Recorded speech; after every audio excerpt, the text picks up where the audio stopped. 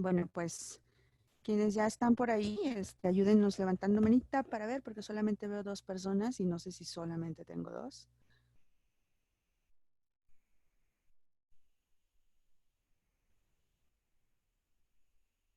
Ujú.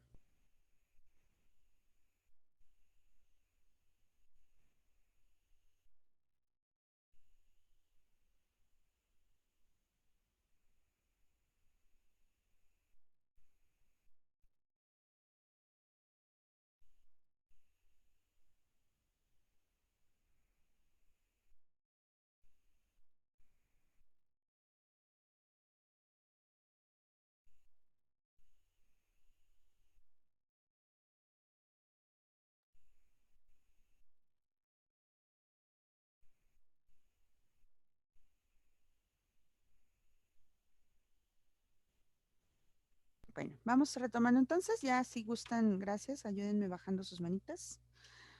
Vamos continuando, entonces nos quedamos en la parte de cómo se explica la muerte.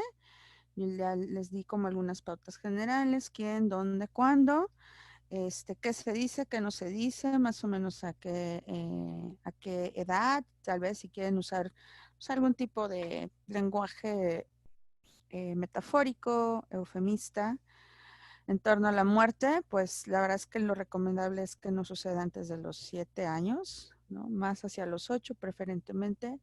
En cuanto a respuestas, ¿no? De lo que podemos esperar por etapa del desarrollo, la verdad es que eso es un poquito complejo y es difícil que lo veamos en un curso pues tan cortito, ¿no? Eh, Repito, hay cursos donde sí profundizo esto, pero pues son, no sé, unas 10 horas de explicación para entrar como en lo concreto. Pero de manera general lo que les puedo decir es que, pues sí, la etapa del desarrollo sí marca una diferencia en cuanto a lo que se va a constituir como demandas o necesidades de los niños, ¿no? E incluso respuestas de los niños. Pero básicamente lo que podemos esperar es que niños más pequeños las respuestas pues sean más físicas, ¿no? O incluso que no exista como esta curiosidad por saber qué es la muerte, siempre que sus necesidades sean cubiertas, porque las necesidades van a ser físicas. Am, en etapas muy tempranas la muerte se vive como ausencia. Y esto también es importante porque la ausencia se vive como muerte. Entonces da para los dos lados, ¿no? O sea, tanto el hecho de que los niños sean separados de manera abrupta de sus cuidadores principales, aunque no hayan muerto, puede implicar una situación de crisis porque se vive o se experimenta como muerte. Entonces, pensemos, por ejemplo, en situaciones como pandemia, ¿no? Que las personas que resultan contagiadas tienen que ser aisladas, ¿no? O sea, a veces hospitalizadas, pero si no, al menos aisladas. Entonces, imagínense si son cuidadores principales, pues ya no pueden, ¿no? Ocuparse de estas funciones de cuidados hacia los niños más pequeños y eso puede constituirse como una vivencia de muerte, aunque la persona en cuestión no esté muriendo. Entonces la reacción va a ir más por ahí, ¿sí? Una ausencia simple, digamos, como un viaje, puede vivirse como muerte. Y al revés, ¿no? La muerte a lo mejor en un plano eh, conceptual, ¿no? No va a entender que está muerto, pero va a entender que está ausente y que hay muchas cosas que esta persona cumplía, ¿no? Entre sus roles y que eso se pone en riesgo, ¿no? Niños preescolares, lo que podemos esperar es que reaccionen con fantasía. En la edad preescolar y hasta los 6, 7 añitos, la fantasía está muy presente, juega un papel fundamental en esa etapa del desarrollo. Y entonces lo que podemos esperar es que haya una cierta dificultad de los niños para integrar la muerte como algo total. ¿Por qué? Porque por una parte está el elemento de fantasía, hay mecanismos que se activan en esta etapa como es el animismo y el finalismo, eso lo encuentran en teoría piagetiana, pero esto hace justamente que en la mente del niño él piense, ¿no? Que lo inanimado es animado, ¿no? que lo que no es para nosotros en los adultos no es posible, para los niños sí lo es, y además alimentado pues por todo lo que ven en los medios, ¿no? O sea, ellos ven en las caricaturas que los personajes mueren, pero no se mueren porque reviven, ¿no? O sea, o permanecen. Entonces la muerte puede ser entendida de esta manera y por lo tanto, pues nosotros tendremos que ser como constantes en la misma explicación hasta que el niño, por cuestión de factor tiempo, integre que la muerte pues es total y es irreversible. Ya niños más grandes, a partir de los 7 añitos, lo que podemos esperar es que pues quieran saber, ¿no? Quieran lógica, ¿sí? Si tú les dijiste mentiritas piadosas, pues te va a cuestionar, porque ya en esa etapa el niño es lógico. Entonces ya no se traga cualquier cosa, ya busca que las respuestas que les dan sean congruentes con lo que ven, ¿no? Lo que experimentan ellos en lo personal o en lo individual. Niños más grandecitos, esto es primaria menor, primaria mayor, ¿no? Alrededor de los 9, 10 añitos hacia arriba, ya se espera que el entendimiento, no la reacción, el entendimiento sea similar a un adulto. O sea, ya si les dices muerte, aunque ellos no tengan la experiencia personal en su historia, lo más seguro es que te entiendan rápido. Además, otros conceptos como el tiempo, la temporalidad ya está o ya se empieza a cristalizar. Esto sucede a partir de los 7 añitos. Luego, entonces, el que tú le digas que la muerte es para siempre, hay más posibilidad de que lo integre. Acuérdense que las cuestiones de edad son ambiguas, ¿eh? La cuestión de que el niño haya cumplido los 7 años no quiere decir que su edad madurativa esté en los 7 años, eso es importante. Entonces, puede haber niños de 8 años que tengan la edad madurativa de un niño de 6. Entonces, la edad cronológica es una, la edad madurativa es otra, entonces nosotros tenemos que conocer al niño para saber, este niño en cuestión sí tiene 9 años, pero tiene la madurez de un niño de 7. Y eso nos puede dar muchas respuestas de por qué niños mayores que ya esperamos que entiendan no lo están comprendiendo, ¿sale? Entonces, acuérdense siempre, el niño es individual y es único y por lo tanto merece ser abordado como tal. O sea, lo que yo les estoy diciendo es la teoría promedio, o sea, el niño promedio, ¿dónde entra? Pero hay niños que no son promedio y no están mal, simple y sencillamente se salen de la norma, ¿sí? Y ya niños más grandes, preadolescentes y adolescentes, lo que podemos esperar es que pues si pregunten, quieran saber, exijan el derecho a ser informados, ¿sí? Las respuestas emocionales pueden ser muy variadas porque no nada más corresponden a etapas por edad, sino a personalidad. Entonces, pero el entendimiento ya es similar, es muy similar, ya es prácticamente el de un adulto. Sí, pero la respuesta emocional pues va a variar, pero el adolescente ya necesita otro tipo de información, ya le podemos dar datos más reales, más fríos, ¿no? O sea, ya incluso ellos, o sea, si te acercas e intentas explicarles, si les dices, vamos a hablar de la muerte, ya casi casi te dicen qué quieres saber, ¿no? Como de otros temas escabrosos. Entonces, también entendamos esa parte y nosotros integremos que no podemos tratar a los adolescentes como si fueran niños. Ya están adolescentes, tratémoslo pues como lo que son, ¿sí? Vaya, yo se los estoy dando súper rápido, por supuesto no es así tan simple, ¿no? Pero se los dije a grandes rasgos, repito, la explicación nos podría tardar, podríamos estar aquí 10 horas explicando cuestiones de reacciones posibles en torno a la edad. El quién lo informa, dónde y cuándo, eso ya lo abordamos. Y pues también comprender qué pasa, ¿no? A partir de que se dan noticias de muerte por COVID y no COVID, pues que la normalidad en la que estamos enfrentándonos pues no permite que algunos rituales funerarios pues, se lleven a cabo. Entonces ahí es donde entra el qué hacer cuando una despedida no es posible. Sí, estos son como los matices que deberíamos considerar. Esto ya lo hablamos, quién debería informar, cuándo debería informar, igual que cuando se informa sobre la persona enferma debería hacerlo lo antes posible, mismos argumentos. Y en el que debería saber, pues una de las cosas que seguramente debería saber es que pues las condiciones en las que se están dando los fallecimientos en la actualidad no siempre nos van a permitir que haya una despedida, ¿no? Y eso es lo que va a complicar pero va a complicar también está complicando también al adulto. Y aquí yo quiero hacer una acotación que me parece la verdad muy válida y cuando pude llegar como a ese entendimiento dije, oh, pues no está tan difícil. ¿Por qué?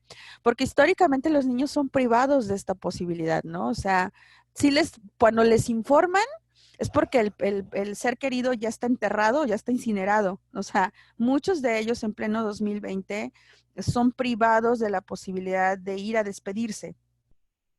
¿No? Y entonces muchos de ellos, aún sin pandemia, no son considerados para ir al velorio, a la misa de cuerpo presente o para despedirse antes de entrar al crematorio o antes de hacer el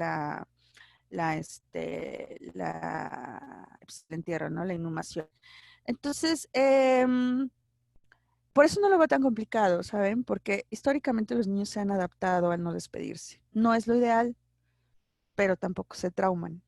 Hay cosas que podríamos hacer complementarias para ayudarles, pero en ese sentido específico de la imposibilidad por despedirnos del ser amado, creo que los más conflictados somos los adultos, los más problematizados en torno a este hecho en particular somos nosotros, ¿sí? ¿Por qué? Porque los niños históricamente han sido excluidos, no todos. Afortunadamente cada vez son más los niños que son considerados y que son acercados o se les respeta el derecho, ¿no? A acudir a este tipo de eventos, pero todavía hay un alto porcentaje de niños que no tienen la posibilidad de despedirse. Entonces, eso no, o sea, quiero aclarar que esta situación de la no despedida no es algo nuevo para los niños. Es algo a lo que los hemos sometido históricamente, por lo tanto, no tendría por qué ser distinto, ¿sí? Los niños o las familias en las que esto sí se acostumbran, o donde sí ha habido como este respeto a este derecho del niño, pues a lo mejor ahí sí, ¿no? Habría que explicarle el por qué en esta situación en particular, pues no va a ser posible, ¿sí? Por una medida de bioseguridad y que hay otras alternativas que podemos a lo mejor desde la creatividad, pues generar, ¿no? Rituales, eh, velorios con la urna, algún evento de recuerdo, ¿no? Altares, misas a distancia, pero con la urna, y que bueno, de alguna manera sí no sustituyen, pero sí son paliativos, ¿no? Al dolor emocional que podemos llegar a sentir por la no posibilidad de despedirnos del ser amado. Pero siendo justos, ¿no? Haciéndola un poquito de abogado, decir de eso es que esta situación es algo que los niños han enfrentado siempre, porque la gran mayoría son privados, ¿no? De esto. No sé si me escuchan porque tengo conexión débil. Espero que sí, pero si no, aguántenme para que se regularice. Creo que ya se quitó la leyenda. A ver, déjeme ver. Sí, ok, gracias Jesús. Entonces, bueno, pues eso es lo que tengo que decir con respecto a la no despedida. No problematicemos algo que no está problematizándose por esta razón. O sea, yo no digo que sea lo ideal. Lo que digo es que no es algo nuevo para los niños. Y por lo tanto, pues, pandemia o no pandemia, muchos de ellos van a seguir siendo privados de la posibilidad de despedirse con este mal entendimiento de protegerlos, ¿no? Genuino, o sea, es un genuino, es una decisión genuina de protección, pero está mal entendida. No los estamos protegiendo, al contrario, yo creo que lo estamos desproveyendo de recursos para el afrontamiento de la pérdida. Y bueno, pues como anotaciones adicionales, ¿qué cosas deberíamos tal vez considerar? Que bueno, deseablemente el niño debería ser informado de la enfermedad con suficiente, perdón, tiempo previo, este, a que podamos informarle pues acerca de un deceso, ¿no? O sea, es un proceso y lo natural es, pues primero se enferma antes de morir, ¿no? Entonces también procuremos seguir como ese orden, ¿sí? Lo que decía ayer, creo que fue Angélica, creo que fue quien nos dio ese comentario, que le decía, sí, mañana lo vamos a reafirmar, que cuando nosotros, tanto en COVID, no COVID, cuando sea un fallecimiento a causa de una enfermedad, debemos dejar muy en claro que la enfermedad debió alcanzar dimensiones tan grandes y graves que el resultado ha sido la muerte. ¿Sí? Es decir, no es una tos simple lo que lleva a una persona a morir. No es una gripe simple lo que lleva a una persona a morir. No es un dolorcito de cabeza simple lo que lleva a una persona a morir. O sea, son situaciones que se agravan de tal magnitud que el cuerpo, pues, deja de funcionar, ¿no? Pero no es algo simple, no lo hagamos ver así porque para nosotros decimos, ay, pues es que cómo, o sea, ¿cómo vas a creer tú que solo le dolió la cabeza y se murió? Pues tú adulto, pero el niño sí lo puede entender así. Entonces, y eso puede generar mucha culpa y muchas cuestiones no deseadas. Si el fallecimiento ocurrió en un hospital y debido a la naturaleza contagiosa del virus, pues es muy probable que no pueda haber una despedida. Entonces, esto también debe ser explicado, ¿no? Con sensibilidad. Mira, pues no nos podemos despedir por esto, ¿no? Porque al despedirnos ponemos en riesgo a otras personas y nos ponemos en riesgo a nosotros y no queremos que nos pase algo más, ¿no? Entonces, pues usemos otros recursos, como dice el punto número 4, ¿sí? Seamos o orientemos a las familias a ser muy creativas para que estos rituales de despedida sí sucedan, no como los conocíamos, pero sí son posibles. Sí, he tenido familias que literalmente llevan a cabo una especie de velorios, pero con la urna, o llevan rituales, ¿no? O sea, de repente pacientes míos me han dicho, pues hicimos una ceremonia, me dice, ¿no? Hicimos una ceremonia, pues invitamos a la familia más cercana, un grupo pequeño, compartimos, ¿no? O sea, también entendamos que depende de la creencia y depende de cada familia, pues va a ser a lo que ellos estén dispuestos, pero sí es posible. Aquí la cuestión es ayudar a entender, ¿no? Que esto es parte de los cambios que tenemos que integrar, ¿sale? Déjenme pasar a la otra presentación porque a lo mejor se me está yendo algo que... ok. Aquí está. Para no omitir algo que esté en la presentación que ya sigue ahorita. Ay, Dios mío. A ver. Ok, acá está. Solo para asegurar de que ya... Ahí está. Sí, cuestiones de primeros auxilios psicológicos en muerte general, ya no COVID, pues tendríamos que considerar que es un derecho del niño el ser informado y el ser incluido y que este derecho cada vez debemos aspirar más a que sea respetado. Sí, esta parte, lo que hablábamos ya hace rato, de no ocultar nuestros sentimientos. Si son genuinos, por favor, no vayan a hacer lo que una vez me tocó con una familia que como no lloraban los niños, les ponían a Bambi y el Rey León y casi casi les hacían manita de puerco para que lloraran. Pues no, o sea, pero si en el momento sale la lágrima, recordemos que nosotros estamos moldeando, ¿no? Estamos enseñando al niño cómo se reacciona en este tipo de experiencias que ellos no tienen previamente. Entonces, no pasa nada si sale la lágrima en ese momento. Al contrario, ¿no? Lo que decía Jesús, lloren juntos, reconfórtense juntos. Eh, Hay que aclarar dudas, ¿sí? Recuerden lo que decíamos desde ayer, en lo posible colocarnos a nosotros como primer respondiente a las inquietudes que los niños puedan tener en lo posterior, porque seguramente en el primer momento pues, no tienen preguntas, pero con el tiempo les aseguro que van surgiendo. Y sumamente importante cuando es no COVID y cuando va a haber la posibilidad de ir a despedirnos o sea, que va a haber un sepelio como tal, hay que anticipar. O sea, cuando a mí me dicen, es que no lo llevo porque se trauma o es que lo llevé y lloró, indaguen qué pasó. Y una posible respuesta es que a veces no los preparamos para lo que van a ver.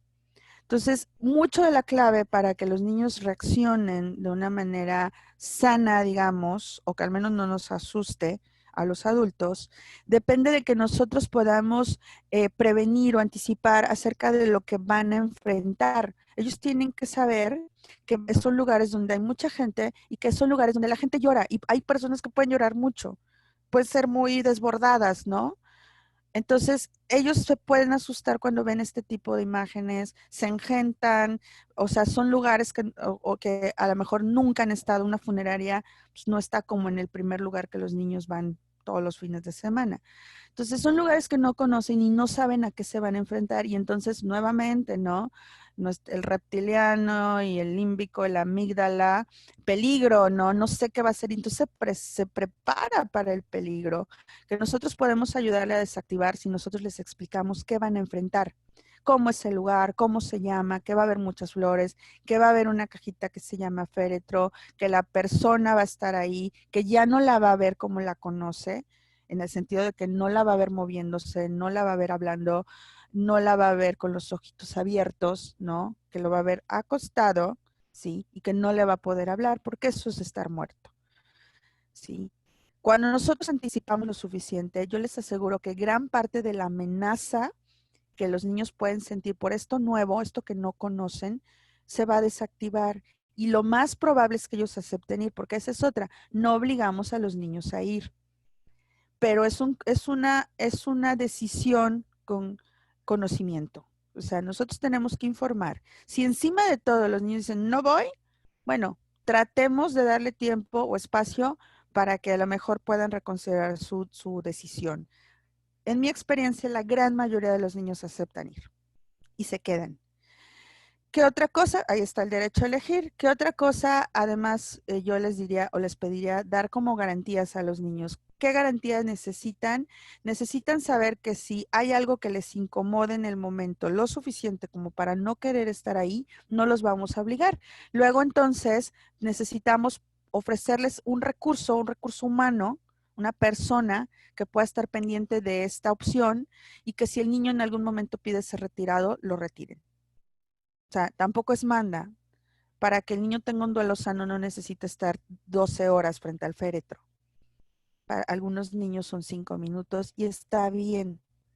Pero entonces nosotros debemos poder decirles, mira, si vas y no te sientes cómodo o cómoda, si hay algo que te da miedo, si te quieres regresar a la casa, fulanito o fulanita te van a llevar. Cuando les damos esas dos garantías de anticipación y de la posibilidad de retirarse si se sienten demasiado invadidos, por lo regular los niños van y no se trauman. A veces duermen en la funeraria y no dejan de dormir, ni, o sea, no presentan trastornos del sueño, ni necesitan al psicólogo. Esa es otra, ¿no?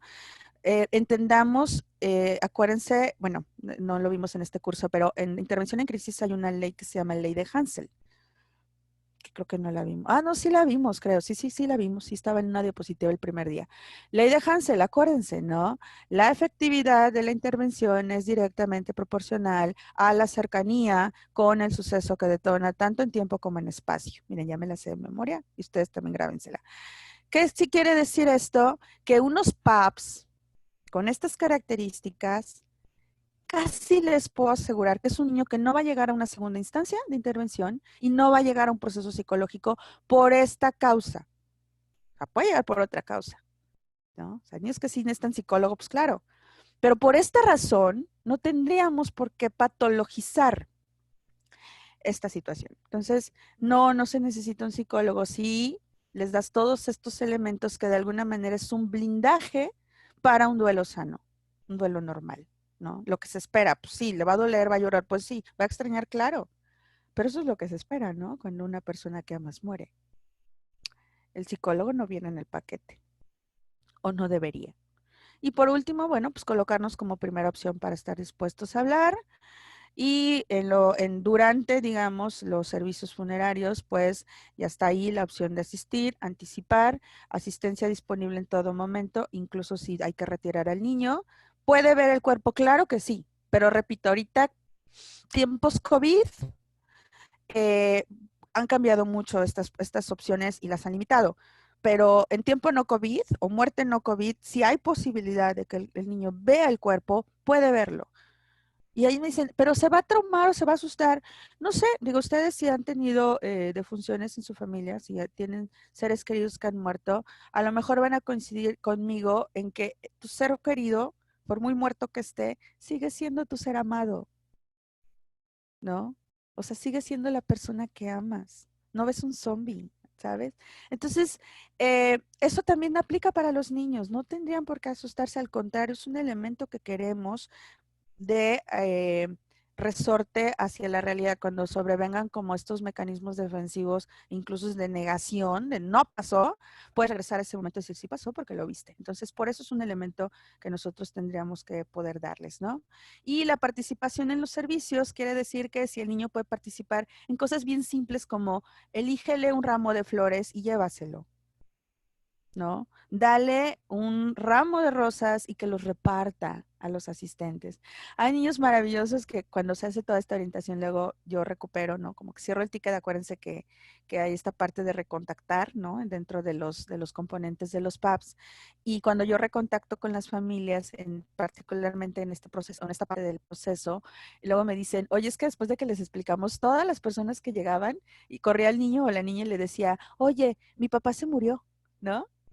Y entonces si les das una florecita o algo, les permites a los niños estar en contacto constante con la situación, les permites que tengan tiempo suficiente para darse cuenta de lo que está sucediendo. Entonces, podemos hacerlos partícipes, claro, que hagan dibujitos. Yo he pedido permiso a las familias cuando hago intervenciones en funerarias, porque hago ese servicio de ir a la funeraria y hacer todo el acompañamiento durante el, el velorio, la misa cuerpo presente, la despedida en el crematorio. Yo a veces le pido permiso a las familias y les digo, oye, los niños hicieron dibujitos, ¿podemos ponerlos junto al féretro? Y entonces de repente son escenas bien bonitas. Nunca he tomado fotos por respeto y porque pues no han sido casos tan cercanos como para que yo diga, oye, ¿me dejas tomar foto? Y no, me parece un poco intrusivo, no lo he logrado hasta ahora, he respetado, pero son escenas bien bonitas. Ver un féretro con dibujitos de los niños de sus despedidas. De verdad son imágenes que se quedan en el corazón y a los niños les hacen sentir que son parte de. Entonces, no escatimen. Eso puede ser, ¿sí? Con la debida orientación y el permiso de las familias, se pueden hacer cosas muy lindas y que les ayuden mucho a los niños en su proceso, ¿no? De asimilar la pérdida. No sé si hay alguna pregunta hasta aquí, porque vamos a entrar a procedimientos médicos. Este es el momento porque, digo, invariablemente seguimos hablando de la muerte, pero si hay algo concreto en este momento, pues me gustaría saber si hay algo que no he tratado y que ustedes tengan inquietud acerca de eso. Déjenme ver chat.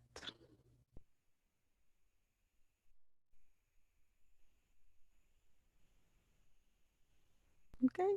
Angélica, abre tu micro para escucharte, por favor. Sí, gracias. Bueno, una de las cosas que a mí me ha tocado escuchar en los niños, en algunos, es el hecho que ellos dicen, es que no quiero ir porque una vez que fui, cuando en algunas otras ocasiones han ido, había mucha gente riéndose y no quiero. Y a partir de esos comentarios de esos niños, lo que he introducido es, va a haber también personas que van a estar contentas, van a estar sonriendo. Y mira, es que esas personas, y luego hago como una breve explicación, ¿no? Esas personas que están sonriendo tal vez no se veían hace mucho tiempo, entonces se vieron en esta ocasión y se están viendo con mucho gusto. Y entonces esta oportunidad, haz de cuenta que como tu ser querido se las dio a ellos para volverse a reencontrar. Y entonces dentro de esa, bueno, con otras palabras así, de acuerdo a la edad, ¿no? Sobre todo. Claro. Pero ese tipo de comentarios creo que a los niños les ha resultado agradable, más que desagradable, que para ellos es un momento muy triste. Sin embargo, el ver otras personas que están sonriendo, para ellos les significa, mi papá o mi mamá o mi abuelita, ¿sí? Fue el que hizo que estas personas estuvieran felices. Entonces, eso es algo que me ha tocado también en algunos niños y hasta ahorita, bueno, me ha funcionado, pero igual, como dijiste hace un momento, ¿no? Habrá cosas que sí puedan funcionar y hay cosas que no. Y en Claro. este momento, pues eso sí. Y O sigo, no, y sigo haciéndome palomitas. Esto sí lo he hecho. excelente. Ya estás exenta. Mañana no haces examen. No es Gracias. cierto, no hay examen. Mañana no te presentes al examen. No es cierto, no hay examen. El examen lo van a tener cuando tengan al niño de frente. Y Sí. ahí me dicen su calificación. Sí, tanto no es propiamente que no funcione, más bien a lo mejor no aplica, ¿no? Entonces, por eso la parte de la anticipación, o sea, siempre, si nosotros somos personas externas a la familia, ¿no? Al contexto cercano, pues hablemos con los adultos y preguntemos qué podemos esperar, ¿no? O sea, yo trato de indagar dónde va a ser el velorio, cuántas personas va a haber, qué esperamos, ¿no? qué va a proceder? ¿Qué tienes pensado para saber entonces qué podemos esperar con los niños? Entonces, ahí hasta eso, ¿no? O sea, ¿qué digo? O sea, pues sí, sabemos que incluso estas reacciones de los adultos de estar haciendo bromas en los funerales, pues son mecanismos defensivos, ¿no?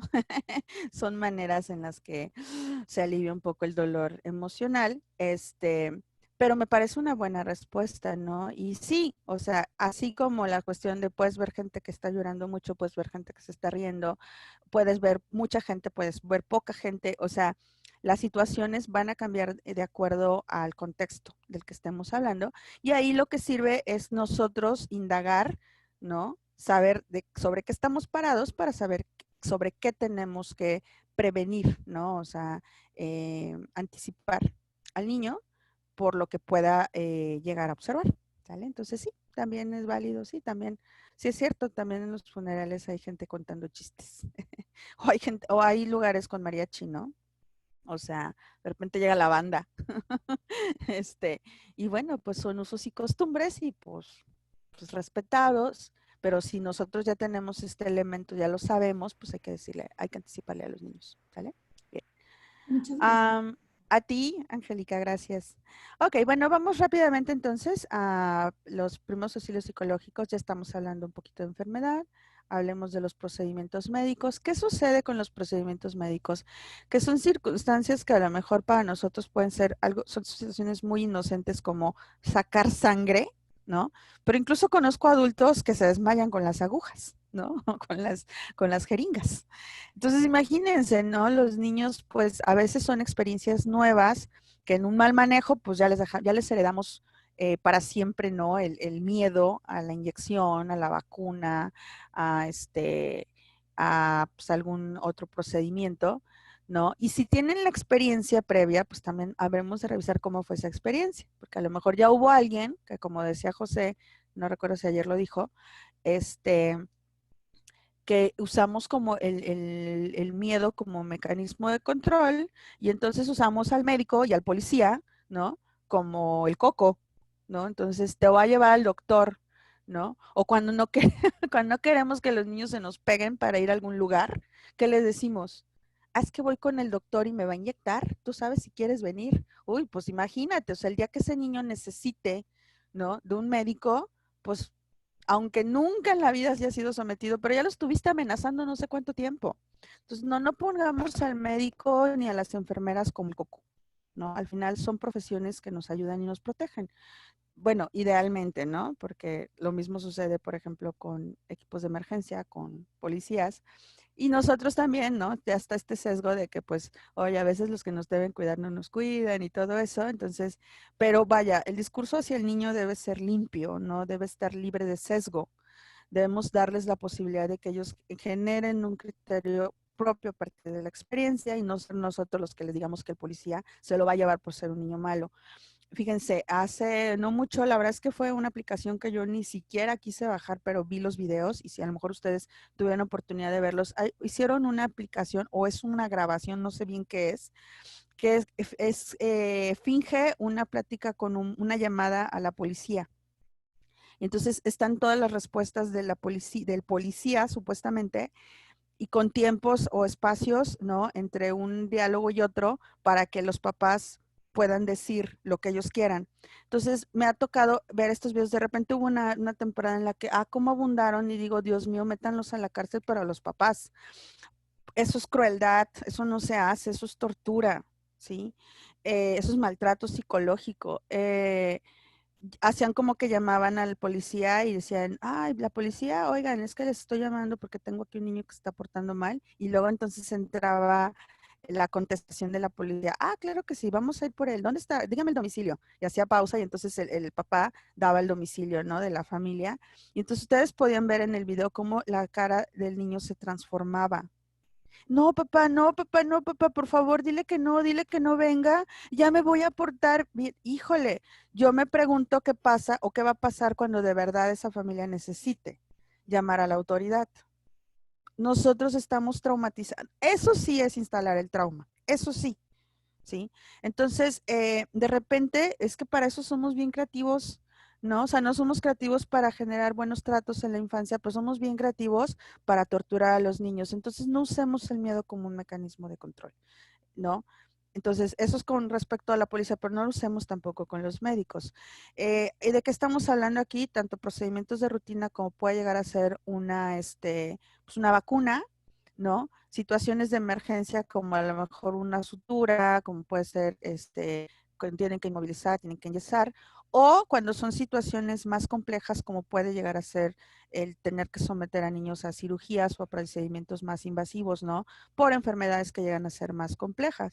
Entonces, por ejemplo, ahí hay unos ejemplos, miren, las luces, por ejemplo, de los quirófanos, las restricciones físicas, ¿no? Que de repente yo les contaba que he tenido situaciones donde los niños han sufrido amputaciones y luego entonces su movilidad ya se ve limitada, ¿no? Y eran niños muy activos y de repente ya, durante un tiempo, pues no pueden tener como esa autonomía física, ¿no? Instrumentos quirúrgicos, monstruos enmascarados. Perdón que voy a hacer la referencia tan burda, pero oigan, si hasta mi perro, ¿no? Cuando me ve con cubrebocas se me queda viendo como diciendo, ¿y esa quién es, no? Imagínense los niños. Hay por ahí una imagen, se las voy a circular ahorita en el grupo de nuestro taller. Es una imagen que encontré ayer sobre los cubrebocas y dice la nueva realidad, ¿no? Y entonces ahí está, miren, ya se las mandé para que la chequen, ¿no? El cubrebocas, ¿no? ¿Qué tipo de problemas o de conflictos vamos a encontrar en la escuela, en la nueva realidad? Niños peleando por me robó el cubrebocas, se quitó el cubrebocas y me habló, me está diciendo que su cubrebocas es mejor, ¿no? Entonces, estamos enfrentándonos justamente a que ahorita los adultos andamos con un montón de indumentaria a la que no estábamos acostumbrados, pero de manera habitual los niños que tienen contacto como con estos escenarios, pues se enfrentan a rostros cubiertos, ¿no? Donde no saben que la persona que está ahí debajo de ese traje pues, es un médico, ¿sí? Este, en el peor de los casos, por ejemplo, no se les explica, ¿no? Y no se les explica que ahí dentro, pues su papá o su mamá no va a estar, y lo que van a ver es un montón de gente enmascarada. Y aquí, por ejemplo, me baso en ejemplos que vi, no recuerdo si fue en Estados Unidos, pero debe haber pasado en otros países también, donde justamente ahora con COVID, como una de las cosas que se restringe es la posibilidad de que los pacientes vean a sus médicos, porque los googles, los cubrebocas, la careta, que la capucha está del mismo traje, guantes, ¿no? Con no sé cuántos pares de guantes, overall, las botas, o sea, es como los personajes estos de Monsters Inc., ¿no? Que veíamos ahí. Pues imagínense, ¿no? Entonces hubo propuestas en algunos países donde los médicos empezaron a pegarse, no sé si vieron esas fotos, empezaron a pegarse la imagen, su foto con su nombre en sus trajes para que el paciente pudiera ver y decir, ah, ok, la persona que está detrás de todo ese traje es esa, no es un rostro humano. Entonces, ¿por qué no incluso pensar en esto? Esto se tendría que hacer con los niños, ¿no? O sea, se ha pensado para los adultos. Fíjense cómo vivimos en una sociedad adultocentrista que tuvo que pasarle a los adultos para pensar en este tipo de soluciones, porque históricamente los niños no son tratados así, ¿no? Pero es una buena oportunidad para aprender. Pautas de intervención rápidas. Les pido ahorita que por ejemplo, nos vayamos ágiles y al final hago una pausita para ver si hay preguntas en torno a esto, ¿sale? Eh, Ser sensible a las necesidades de los niños, ¿no? Y validar la preocupación y validar el miedo. Acuérdense, pautas generales, el miedo está ligado a una situación real. Si la respuesta es sí, entonces el miedo siempre es válido, aunque sea fantasía. El miedo en los niños, para el niño real y con eso debe ser suficiente, debería ser suficiente. Entonces, ser sensible a esto y no tratar de inhibir ni de minimizar. Buscar un equipo médico e instalación amigable. De verdad, miren, por experiencia personal, yo afortunadamente no he tenido que buscarlo en cuestiones de hospitales, pero sí lo hice con funerarias. Cuando a mí me tocó el deceso de mi padre, mis sobrinos estaban chiquitos, ¿no? Estaban entre los 5 y los 7 años. No, entre los 4 y los 7 años. Entonces, no me lo van a creer, van a decir que es choro, pero de verdad no lo es. A mí me tocó buscar la funeraria para velar a mi papá, y yo iba a las funerarias y así, lo primero que yo decía, o sea, uno de mis criterios era, en mi familia hay niños y los niños van a venir. Quiero saber si en tu funeraria pueden estar los niños, porque no sé si ustedes sepan, pero las funerarias tienen una cláusula de no se aceptan niños o no se aceptan menores de 12 años. Exclusión, ¿no? Esta fobia a la presencia de los niños. Entonces, incluso en los hospitales busquen espacios amigables. Yo sé que no siempre es posible, porque, bueno, pues porque la salud privada, o sea, la atención privada, pues es costosa, ¿no? Entonces, claro que no todos podemos aspirar a instalaciones, hospitales privados donde pues, a veces hasta la alfombra roja tienes, ¿no? Para entrar y para salir. Pero incluso en instituciones públicas, si ustedes tienen conocidos o si ustedes trabajan en centros hospitalarios, centros de salud, por favor háganle fácil a los niños. Sean amigables con los niños, sean sensibles a los niños. No necesitamos ser hospital privado para que el equipo médico sea sensible, ¿no? A que lo que están atendiendo es un niño. Entonces, tenemos que hacer que esto llegue a instituciones públicas. Afortunadamente en mis talleres, por lo regular, gente que son médicos o son enfermeras, o es gente que trabaja de alguna manera en hospitales, en seguro, ¿no? En el IMSS, en el ISSSTE, y cuando hacemos estos cursos les pido, por favor, todo lo que esté a tu alcance, por favor, todo hazlo. Entonces ustedes hagan llegar este mensaje a sus conocidos si los tienen. Digan siempre la verdad sin detalles innecesarios, es decir, te van a operar, pues eso, digas, ay, te voy a llevar, oigan, si hasta con el psicólogo lo hacen, ustedes los que son psicólogos, quienes hacen trabajo clínico y trabajan con niños, saben que a veces hasta para llevártelos a ti, les mienten. A mí ya me tocó una vez que le dijeron 2 veces, ¿no?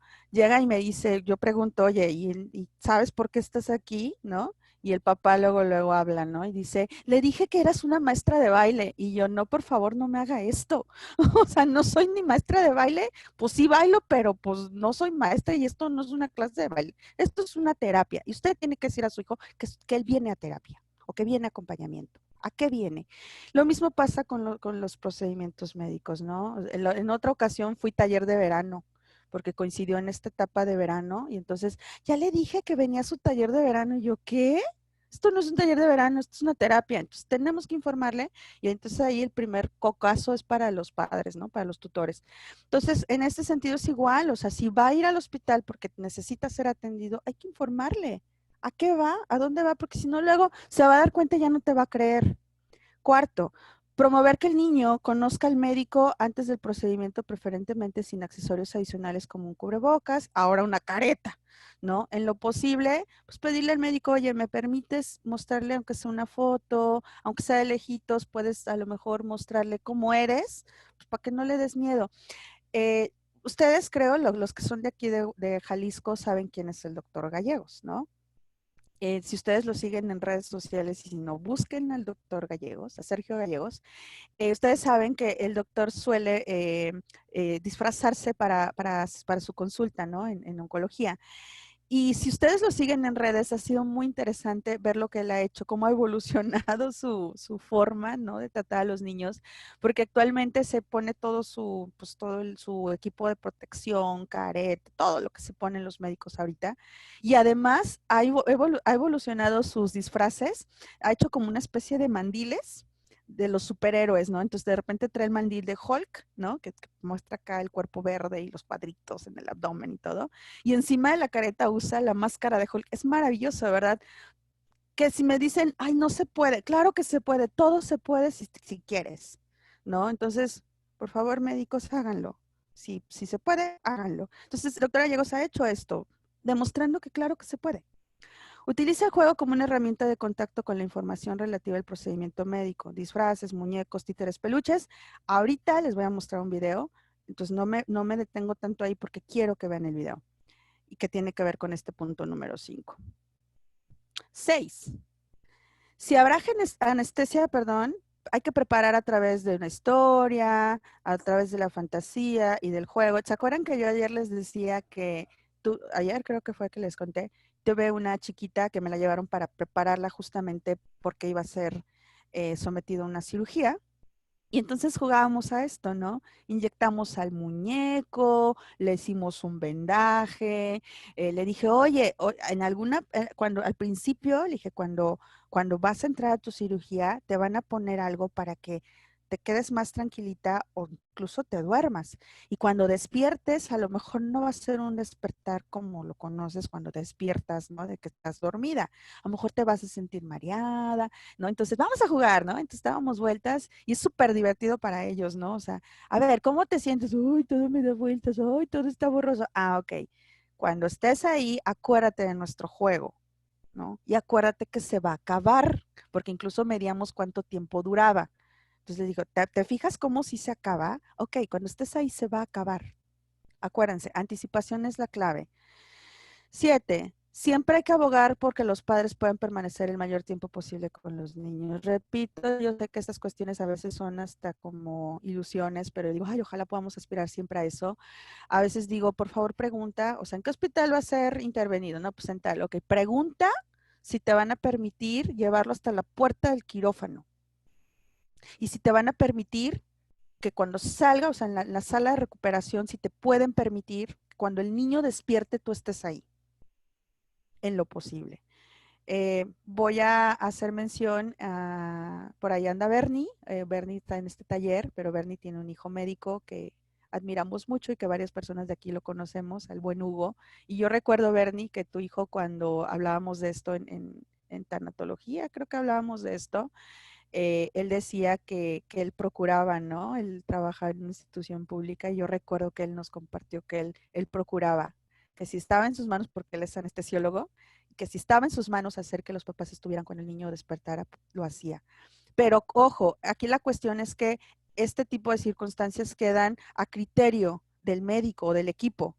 Y no debería ser así, o sea, debería ser algo de protocolo, ¿no? Pero estamos un poquito lejos todavía de eso, entonces, bueno, pues echemos mano de las palancas si las tenemos. El niño jamás debe ser atado a una mesa de exploración. Jamás, jamás, jamás inmovilicen a un niño que va a ser inyectado o que va a ser vacunado por este motivo, por esta razón de lo que ya hemos hablado, de lo que suceda cuando se inhibe o se interrumpe la descarga física.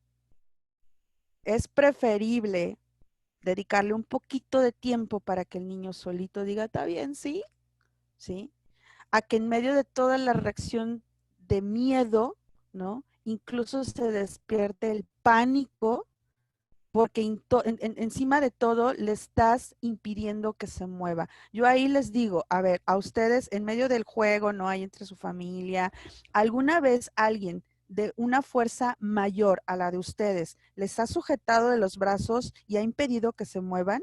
Ustedes saben lo que se siente. Es muy desesperante y aunque tú sepas que es un juego, sí te genera algo. Ahora imagínate el niño viendo algo que le da miedo, que no conoce, que no lo preveniste y además lo estás inmovilizando.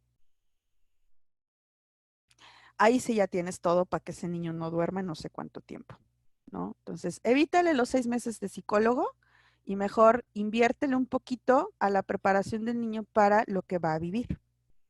Y sí lo puede llegar a vivir con mucha naturalidad. 9, evita que el niño despierte solo en la sala de recuperación. Eso ya lo dije. Me adelanto un poquito.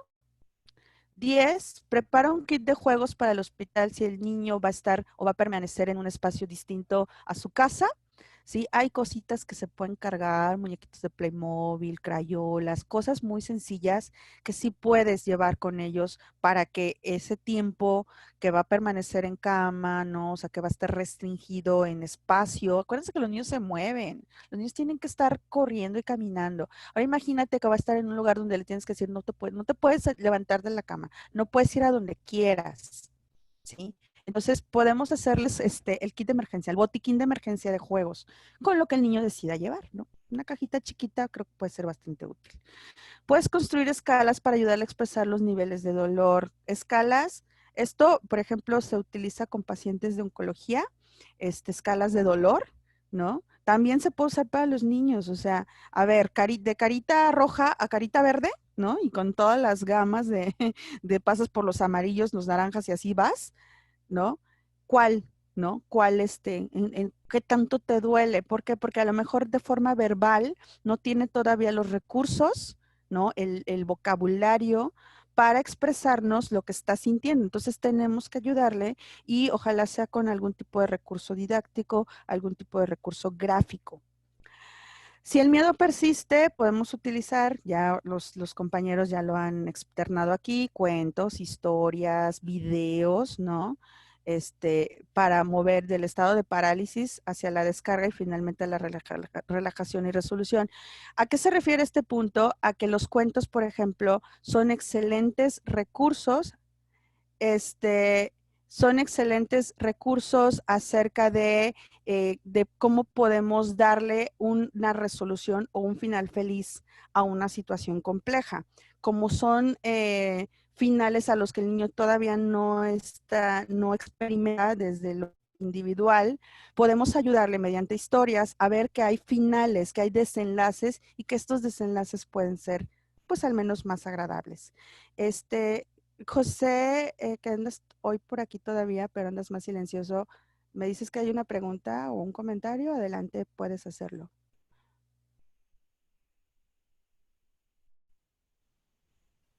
Abre tu. Bueno, Ahí sí, estás. lo estaba escribiendo. Ok. Sí, entiendo lo que dices. En ocasiones es muy complicado porque son los padres los que ocasionan la ansiedad al niño. Entonces, o sea, involucrarlos en el proceso a veces lo puede complicar. Entonces, por eso se aíslan en ocasiones, ¿no? ¿No necesitarían ellos también ser acompañados en algún Claro, momento? sí, totalmente. ¿No ven que a veces les he dicho hoy que a veces la terapia es para el papá? Generalmente es para los padres, ¿no? Generalmente hay que invitarlos a ellos para ver cómo están ellos que lo están transmitiendo a sus chicos. Me recuerdo en alguna ocasión que me llamaron para hacer una intervención en un hospital. La niña estaba en el hospital porque le acaban de dar un diagnóstico de diabetes infantil. Tenía como 6 años, muy chiquita. Oigan, ¿cómo fregados la niña tiene una reacción, este, casi fóbica a los médicos? Pues en gran parte